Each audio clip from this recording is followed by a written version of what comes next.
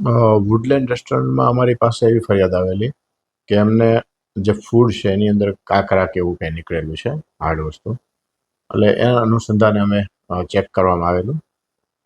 Check કરતાં પ્રાથમિક દૃષ્ટિએ એમાં એ જે છે નારિયેળની કાચલી હતી, એટલે નારિયેળની જે ચટણી હોય એની કાચલી હતી, અને ફૂડ વિભાગ દ્વારા એના માટેના સેમ્પલો લેવામાં આવેલ છે. સામાન્ય રીતે કઈ રીતની કાર્યવાહી થતી હોય છે જ્યારે ફૂડ વિભાગ ફૂડ વિભાગ જનરલી સેમ્પલ લેતી હોય છે અને સેમ્પલ લેબોરેટરીમાં આપે છે, અને એના રિઝલ્ટ આવ્યા પછી એની પર જે કઈ કાર્યવાહી હોય એ કરવાની થતી હોય છે. કાર્યવાહી સમયે કોઈ દંડની કે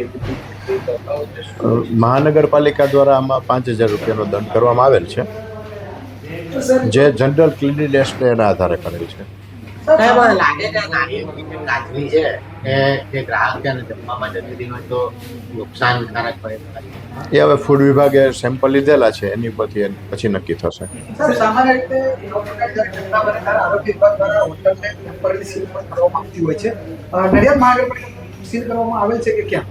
એકચ્યુઅલી ફૂડ વિભાગ સેમ્પલ લેતું હોય છે, સેમ્પલના રિઝલ્ટ આવ્યા બાદ એની ઉપરની નિયમોસારની કાર્યવાહી થાય છે.